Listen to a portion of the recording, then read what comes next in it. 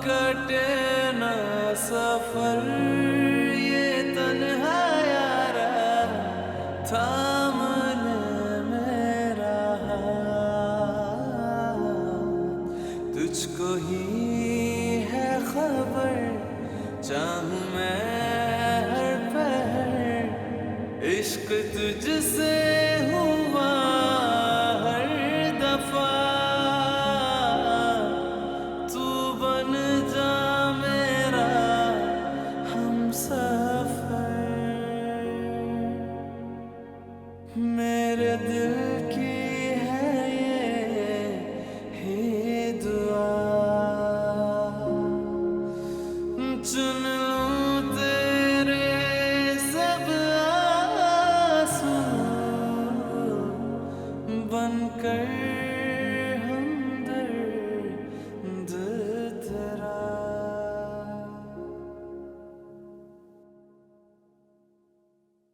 सुनिए, मुझे ना आपसे एक बात करनी है। बात तो मैंने भी तुमसे करनी है, लेकिन पहले तुम कहो।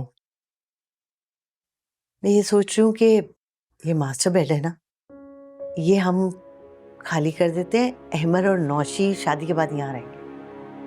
दिमाग ठीक है तुम्हारा? तुम्हें पता है कि अहमद ने दूसरी शादी करने से इनकार कर दिया हुआ है। बल्कि उसने मुझे यह कहा है कि वो घर छोड़कर चला जाएगा मगर दूसरी शादी नहीं करेगा।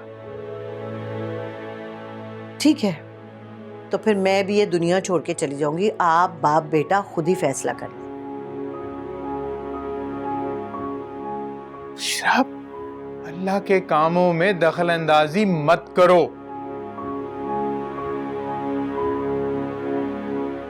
बड़ा नुकसान उठाओगी तुम। मैं अल्लाह ताला के कामों में कोई दखल अंदाजी नहीं कर रही,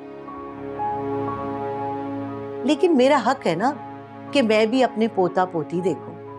और आप बाप बेटा ना जरा ये अहमकों की जन्नत से बाहर निकल आइए। देख लीजिएगा, वो दिन दूर नहीं है जब अहमद को खुद अपने बच्चे की कमी का एहसास होगा और वो इस गुल को छोड़ देगा।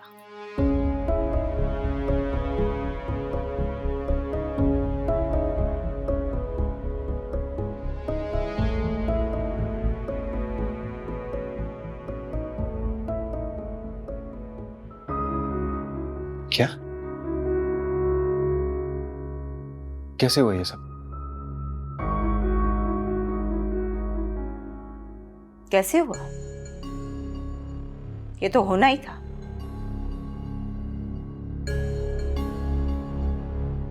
पहले ही दिन उसकी शक्ल देखकर बता दिया था कि किसी दिन फ्रॉड करके सब कुछ लूट कर इस घर से भाग जाएगी। वही हुआ।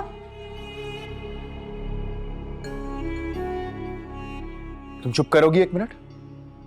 मैं जरा भाई से पूछ लूं।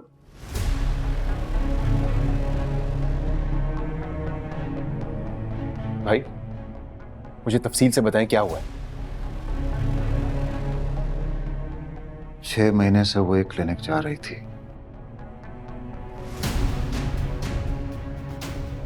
और हमेशा मुझे कहती थी कि मैं बाहर बैठ के उसका इंतजार करूं। आज भी ऐसा ही हुआ।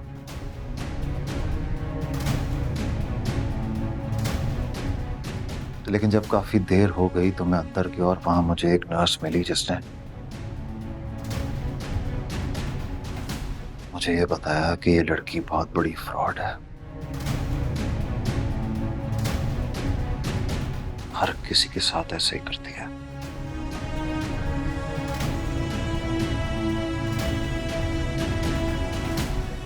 सबका सब कुछ लेकर भाग जाती है।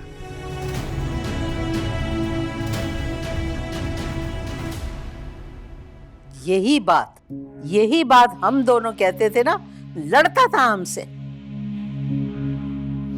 उस चुईया की खातिर।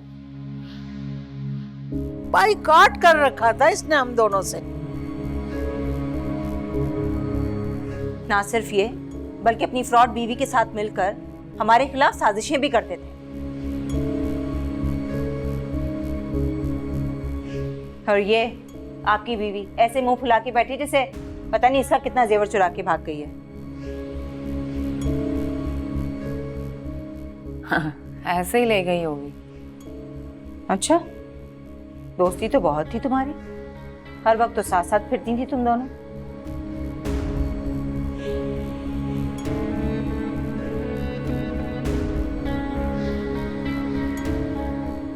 ये सब कुछ इस वजह से हुआ है कि हम आपस में लड़ते रहते हैं। अरे यही लड़ता रहता है हमसे, पता नहीं कौन से कीड़े ने काटा है उसे। जब देखो हमारा असली दुश्मन बना हुआ है।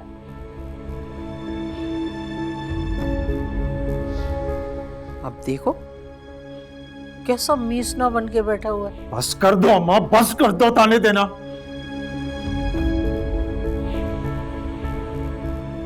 मैं पहले ही बहुत परेशान। खुदा के लिए लड़ना बंद करें आप लोग और जाके अपने अपने रूम्स में देखें और क्या क्या गायब है। क्या?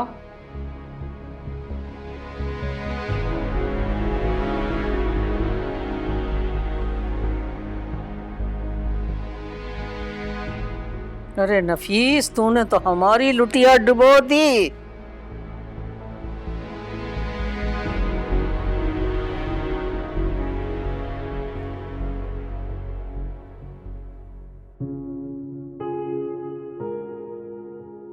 चीजें बहुत तेजी से हाथ से निकलती जा रही हैं। आपने अंकल से बात की? वो बेचारे भी मेरी तरह बेबस है। हमें कुछ भी मानने को तैयार नहीं है। वो तो क्या बोलते बोलते रुक क्यों गए? बोले।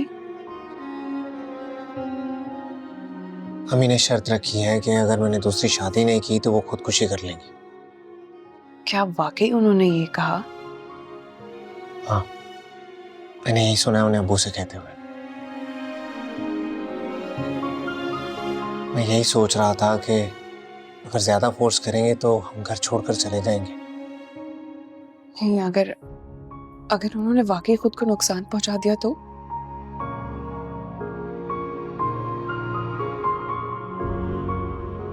यही चीज मुझे अंदर से खा रही है गुल, क्योंकि अनजाने में मैं अपनी माँ को दुख देने का सबब बन रहा हूं।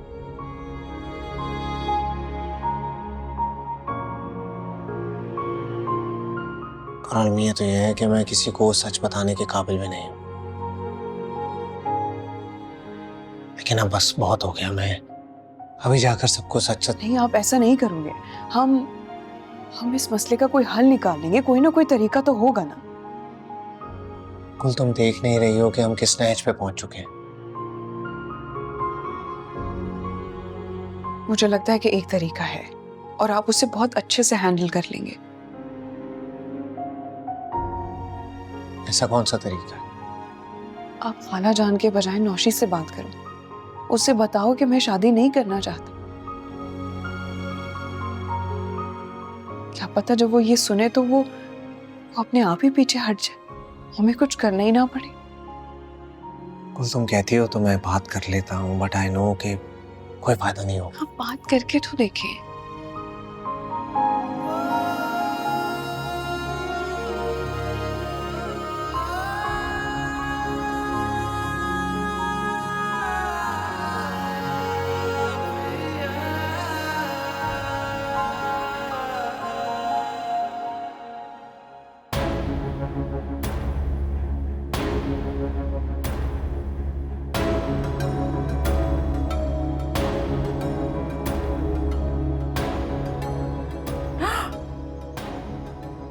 या अल्लाह, मेरा जेवर, मेरा जेवर। भाई ये लो तुम्हारी अमानत। जितने दिन मेरे पास रही है ना, ठीक से सो नहीं सकी हूं मैं। आज सोऊंगी सुकून से। तुम्हारा बहुत बहुत शुक्रिया पिंकी। पता है, तुम्हारी वजह से मैं शादी को बहुत इंजॉय कर पाई, वरना हर वक्त मुझे ये सोच लगी रहती कि सुरैया कहीं मेरा जेवर ना चुरा ले। तौबा है। वैसे कैसे कैसे लोग होते हैं ना, दूसरों के मालों पे नियत लगा के बैठे होते हैं। मैं तो जब सोचती हूँ ना इस बारे में, तभी दिल घबराने लग जाता है मेरा। सही बात है। खैर तुम देख लो अच्छी तरह, पूरे है ना? क्या हो गया, कैसी बातें कर रही हो? पूरे ही होंगे, मुझे तुम पे एतबार है। और वैसे भी मैं एक एक नग गिनती हुई अच्छी थोड़ी लगूंगी। शुक्रिया कि तुमने मुझ पे भरोसा किया। वैसे फातिमा, अभी भी खतरा टला नहीं है। जब तक सुरैया जैसी बलाएं घर में मौजूद है ना, कभी भी किसी वक्त भी कुछ भी गायब हो सकता है। हाँ तुम ठीक कह रही हो, मैं इन्हें दोबारा वापस रख देती हूँ। एक बार फिर से तुम्हारा बहुत शुक्रिया।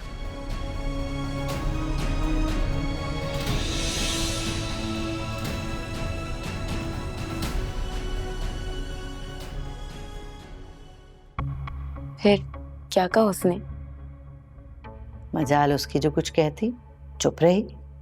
जानती है ना नुक्स उसी में। मगर अहमर तो नहीं मानेगा। अरे भाई वो भी मान जाएगा, तुम अपनी माँ पे भरोसा रखो।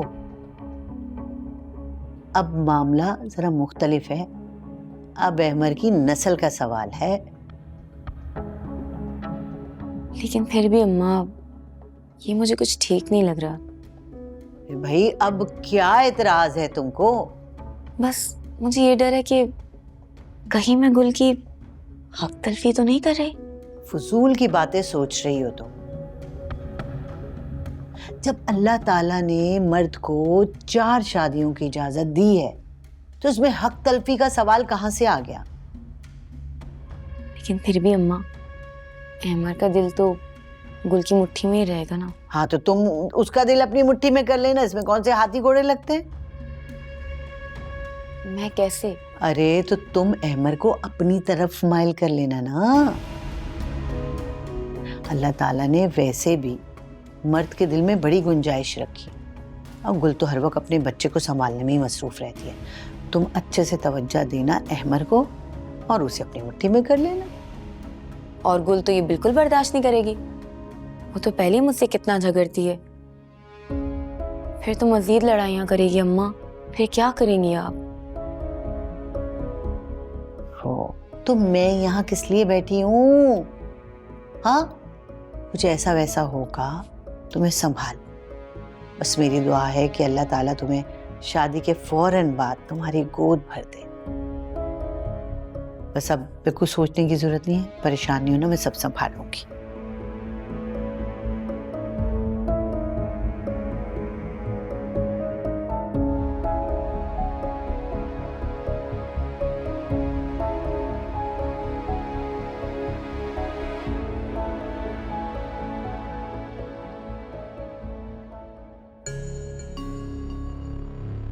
बहुत अच्छा हुआ, बहुत अच्छा हुआ उनके साथ।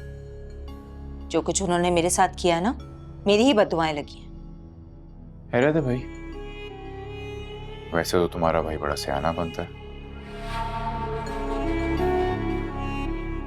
लेकिन एक मामूली सी लड़की इतनी आसानी से उसे बेवकूफ बना के चली गई है। इसमें अकल कहां से बीच में आ गई?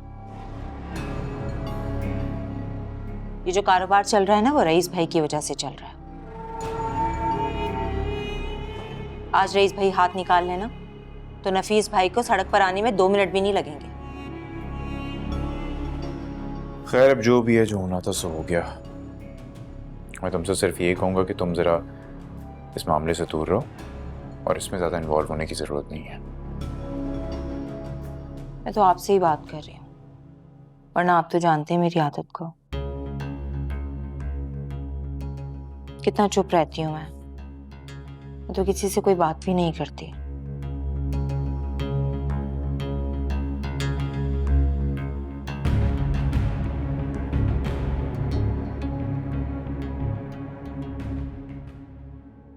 अब रोना बंद करो, रोने से कोई फायदा नहीं है, जो होना था हो गया। करोड़ों के जेवर थे मेरे, मुझे नहीं पता। आप उस फ्रॉडन को ढूंढे उसे और मेरे जेवर मुझे वापस ला कर दे। आपने मुझसे पूछकर जेवर उसके हवाले किए थे? मैंने उस पर यकीन किया था। मुझे क्या पता था कि वो 1 नंबर की फ्रॉडन है। आंख बंद करके एतमाद करने का ना यही अंजाम होता है। एटलीस्ट एक बार मुझसे तो पूछ लेती या मुझे बता ही देती। क्या बताती मैं आपको? अपनी माँ और बहन के अलावा किसी की सुनते हैं आप? तुम्हारी इसी जलन की वजह से सारे जेवर से हाथ धो बैठी हो तुम। 10 साल से जेवर यहीं पड़े हुए थे, कभी कुछ हुआ उनको? लेकिन नहीं, तुम्हारे दिमाग में बात बैठ गई थी कि जेवर चोरी हो जाएंगे। अब भुगत लो।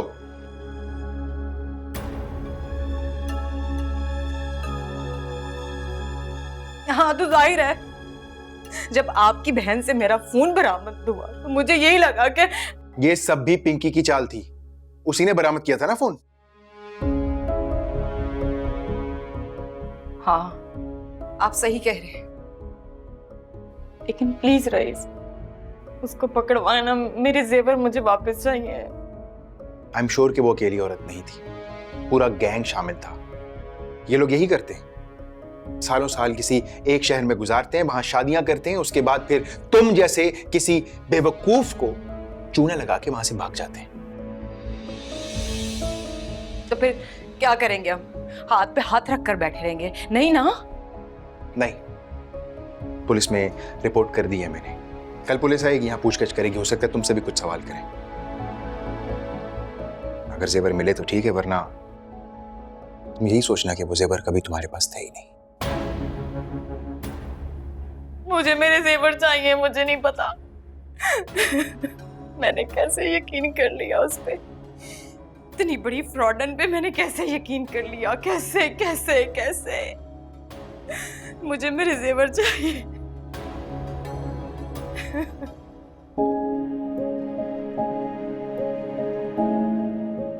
बेटा, मेरा नहीं ख्याल कि तुम्हें उस बच्ची से कोई बात करनी चाहिए।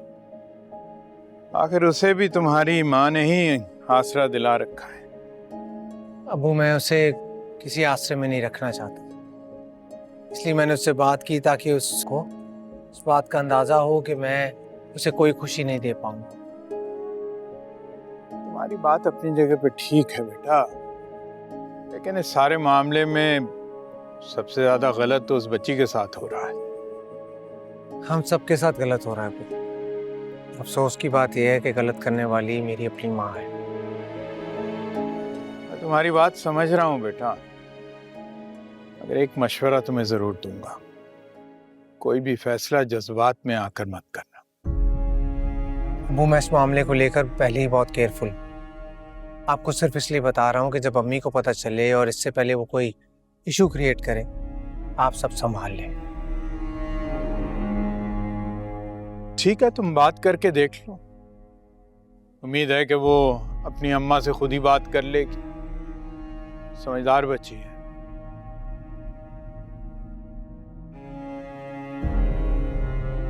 चलो, जो अल्लाह को मंजूर।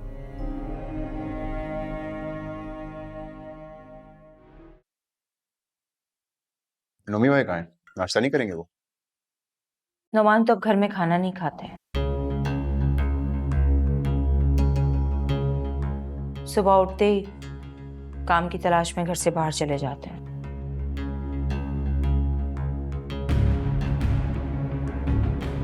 उनसे मैंने कहा था कि मैं बहुत जल्द एक दुकान लूंगा और उसमें सामान डलवा दूंगा इंशाल्लाह। कोई बात नहीं रईस भाई, आपका पहले ही आए दिन इतना नुकसान होता है। और रही गई कसर, नफीस भाई की फ्रॉड बीवी ने पूरी कर दी है।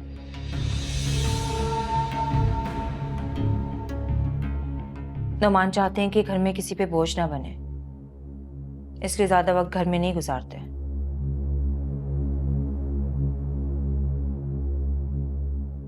सुरैया, तुम ज्यादा चिकचिक मत किया करो। नुकसान तो मेरा ही हुआ है ना, तुम्हारा कुछ लेकर भागी हो। ओ शर्म के घाटे, तेरे सारे पल पुर्जे माँ और बहन पे निकलते।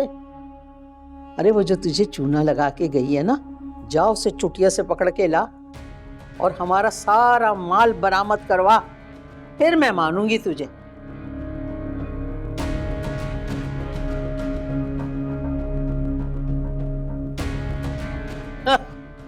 फूकी अकड़, नालायक कहीं का। रईस,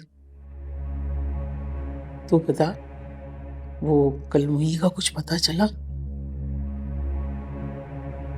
नहीं अम्मा, पुलिस वालों को कहा तो है उन्हें ढूंढे, लेकिन ऐसे कहाँ पता चलता है। और इस तरह के लोग तो शहर बदलते रहते हैं,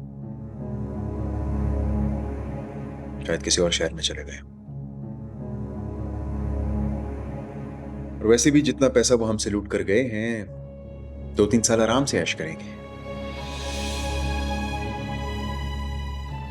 वैसे एक बात कहूँ रईस भाई, जब से हमारे घर में बहुएं आई हैं ना, घर में पैसों की आमद ही बंद हो गई है।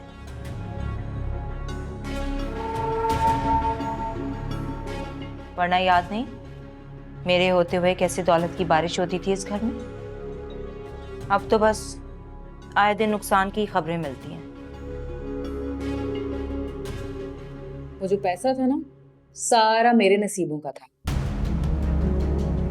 और ये जो नुकसान हो रहा है ना, आप लोगों की किलकिल की वजह से हो रहा है।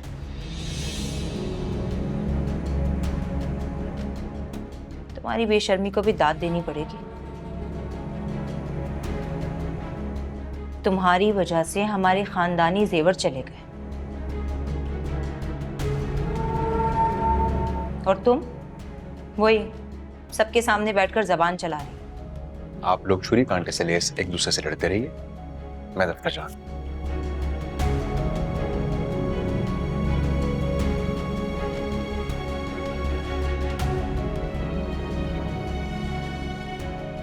बात सुनो, तू तो अपनी जबान बंद रखा कर, और तो सब मनहूस हैं इस घर में।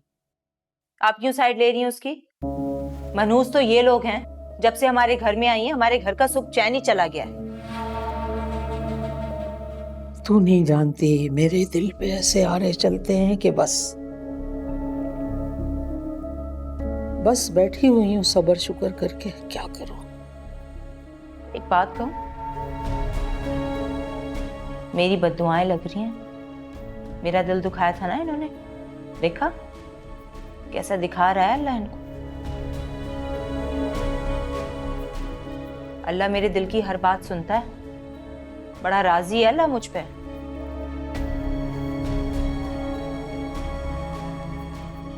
जूस पिए, ले लें।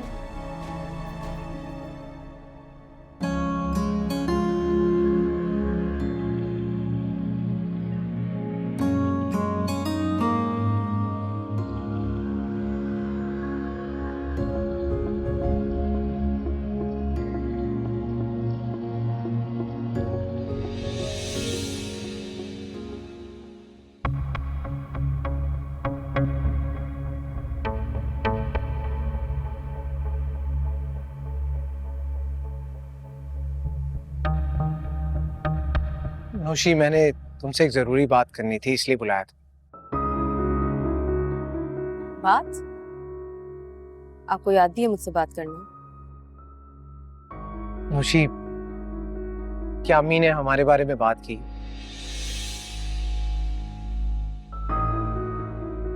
वो तो आपके बारे में बात करती रहती है, फिक्र करती हैं, परेशान होती हैं आपके लिए। नहीं, इस बारे में नहीं, मेरा मतलब है हमारे बारे में। I mean, अम्मी हमारी शादी के बारे में बात। मैंने ये फैसला उनके ऊपर छोड़ दिया, वो जैसा कहें। देखो नौशी, तुम एक पढ़ी लिखी लड़की हो, एक समझदार लड़की हो। मैं नहीं चाहता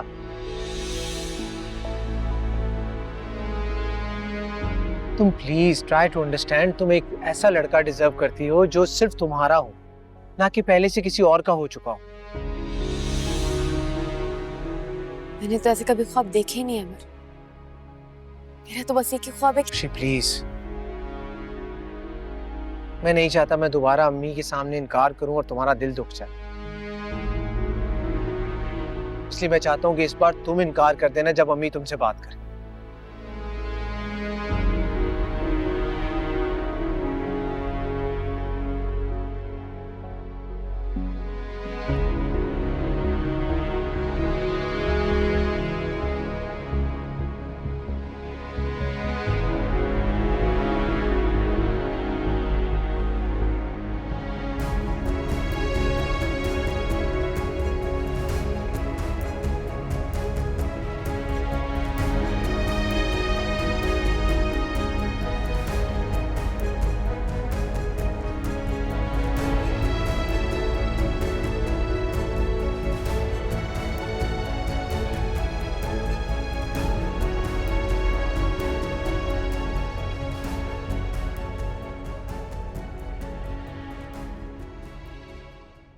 तुमने जो करना है ना वो तुम कर लो, लेकिन अब मेरी भी ये जिद है कि तुम्हारी कोई जिद इस घर में पूरी नहीं होने दूंगा। अच्छा नहीं कर रहे हैं आप मेरे साथ? अरे अच्छा तो तुम नहीं कर रहे किसी के साथ। 3-3 जिंदगियां जो है इस घर में अजीरन की हुई हैं तुमने सिर्फ अपनी जिद की वजह से। बता रही हूं मैं कुछ उल्टा सीधा कर लूंगी और आप लोग पछताना फिर। अब तुम्हारी ये फजूल की जो धमकियां हैं ना उनसे मैं नहीं डरने वाला। पहले भी इस घर को छोड़ के गई थी ना तुम। शुक्र करो कि मैंने अहमर को कुछ नहीं बताया, क्या इज्जत रह जाती तुम्हारी।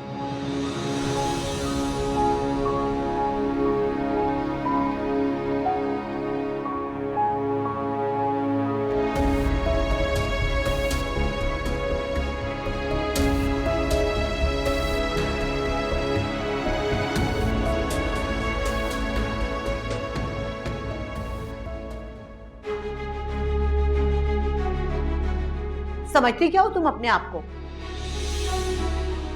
पहले तुमने मुझसे मेरा बेटा छीना और अब मेरे शौहर को भी भड़का रही हो मेरे खिलाफ। मैंने क्या किया? मेरे सामने भोलेपने के ड्रामे मत करना। तुम ना अच्छी तरीके से जानती हूँ मैं तुम्हें। क्या हुआ अम्मी, किस बात पे लड़ाई हो रही? कुछ नहीं हुआ, जाओ यहाँ से, ये हमारी आपस की बात है। और तुमको आखिर इसमें नजर क्या आता है क्या इसमें खास? हाँ, जो पागल बने फिर रहे उसके पीछे पीछे। आधी अधूरी औरत पूरी खुशी तो दे नहीं सकती तुम्हें। अम्मी प्लीज उसको कुछ मत कहे, उसका कोई कसूर नहीं, बल्कि मैं हूं जो। शाबाश।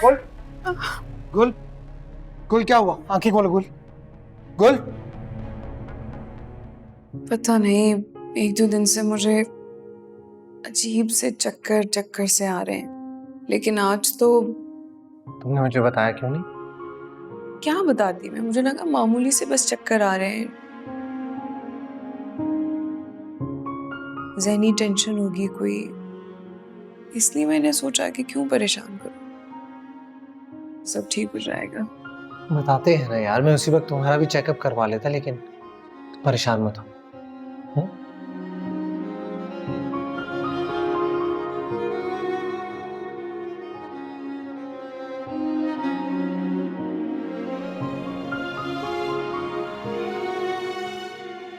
डॉक्टर साहिबा कोई परेशानी की बात तो नहीं? बिल्कुल भी नहीं, बल्कि गुड न्यूज़ है। और अगर मैं कहूँ कि मौजिज़ा हो गया तो वो भी गलत नहीं होगा। मैं समझा नहीं। आपको बहुत बहुत मुबारक हो, आपका इलाज कामयाब हो गया, आप बाप बनने वाले हैं।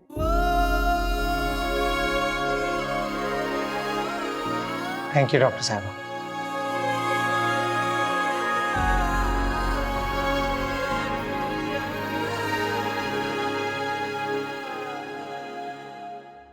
मुबारक हो बेटा।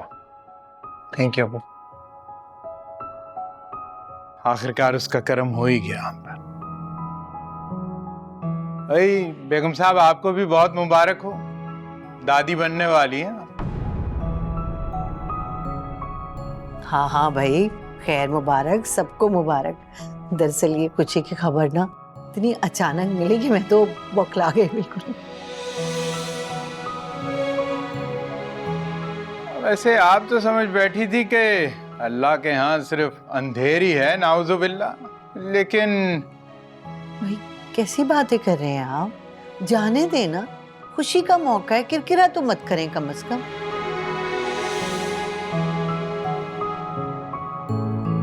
अभी हमारी मजाल है, हमारी ऐसी मजाल कहाँ से हो गई। खैर नमाज का वक्त हो रहा है, मैं नमाज अदा करके आता हूँ। आप चाय और मिठाई जो है ना वो तैयार रखिएगा। अच्छा अच्छा, आप जाइए, जब आप नमाज पढ़ के आएंगे ना तो चाय मिठाई सब रेडी होगी। खैर से जाइए। अल्लाह हाफिज। अच्छा अहमद बेटा, डॉक्टर ने कोई एहतियात वगैरह बताई है क्या? जी अम्मी, गुल जरा वीक है अभी, तो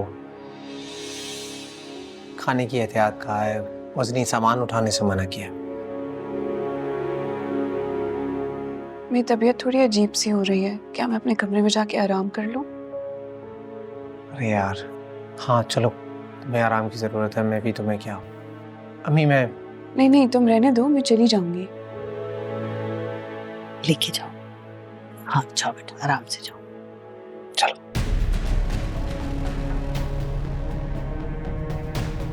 भाई जमीला, सबके लिए चाय बनाओ भाई।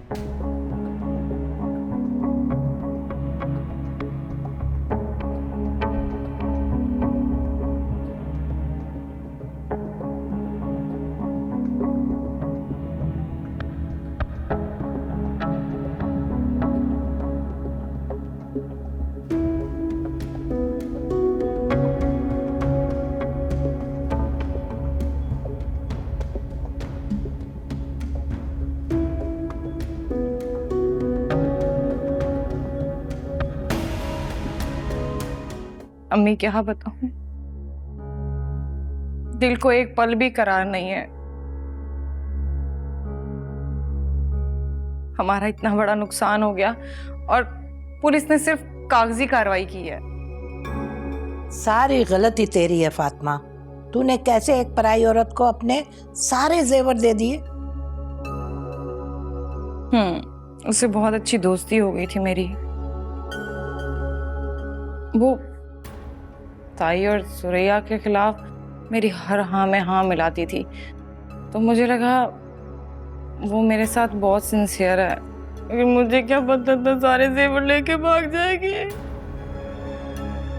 मैं कहती थी ना तुमसे कि इनमें से किसी पे भी भरोसा मत करना, लेकिन तेरी समझ में आता ही नहीं है ना। अच्छा, तो वो तुम हो जो इस लड़की को हमारे खिलाफ भड़काती रहती हो। इसीलिए ये किसी से सीधे मुंह बात भी नहीं करती और ना किसी को कुछ समझती है। दिमाग तो खराब नहीं हो गया तुम्हारा? ये घर आए मेहमान के साथ किस तरह बात कर रही हो तुम? कौन से मेहमान? हमारे घर की सारी बातें जमाने भर में बताती फिरती हैं, बढ़िया ही मेहमान बनकर। जुबान संभाल के बात करो सुरैया। मैं अपनी माँ के खिलाफ एक भी बात और उनकी बेइज्जती बर्दाश्त नहीं करूंगी।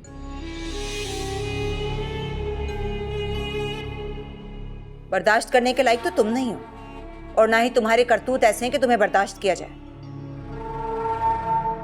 मत भूलो, अच्छी तरह जानते हो कि मेरे मासूम भाई को किस तरह से तुमने फंसाया था,